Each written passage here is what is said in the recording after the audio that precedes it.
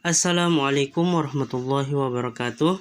Perkenalkan, Yusdin Sahrain dengan NIM 911421134. Saya merupakan mahasiswa jurusan Pendidikan Ekonomi Fakultas Ekonomi Universitas Negeri Gorontalo. Di video kali ini, saya akan sedikit menjelaskan terkait gambaran pendidikan di Indonesia dan memahami dasar hukum penyelenggaraannya. Yang pertama, dasar hukum penyelenggaraan pendidikan di Indonesia. Dasar hukum penyelenggaraan pendidikan di Indonesia terdiri dari undang-undang, keputusan presiden, dan keputusan menteri pendidikan, yaitu yang pertama, kebijakan. Yang kedua, pembagian urusan pemerintah bidang pendidikan dalam Undang-Undang Nomor 32 Tahun 2004. Yang ketiga, Denstra Depdiknas tahun 2005 sampai 2009.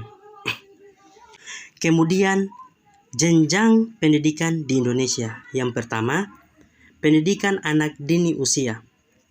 Pendidikan anak dini usia atau PADU adalah suatu upaya pembangunan yang ditunjukkan kepada anak sejak lahir sampai berusia 6 tahun, yang dilakukan melalui pemberian rangsangan pendidikan untuk membantu pertumbuhan dan perkembangan jasmani dan rohani agar si anak memiliki kesiapan dalam memasuki pendidikan lebih lanjut. Yang kedua, pendidikan dasar dan menengah.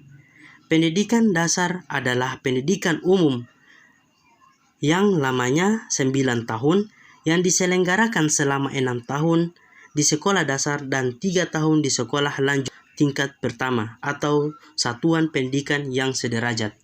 Yang ketiga, pendidikan tinggi. Pengertian pendidikan tinggi dalam peraturan pemerintah atau PP nomor 61 tahun 1999, pendidikan tinggi adalah pendidikan di jalur pendidikan sekolah yang jenjangnya lebih tinggi daripada pendidikan menengah.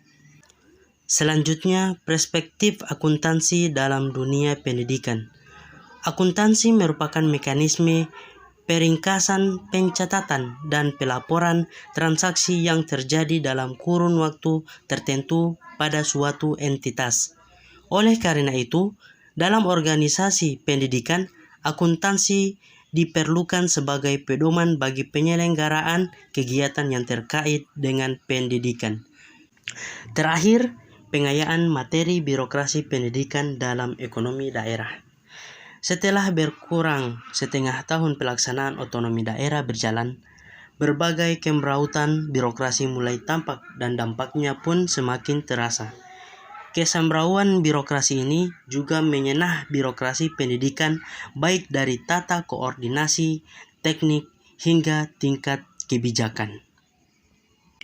Itulah materi mengenai gambaran pendidikan di Indonesia dan memahami dasar hukum penyelenggaraan. Semoga bermanfaat.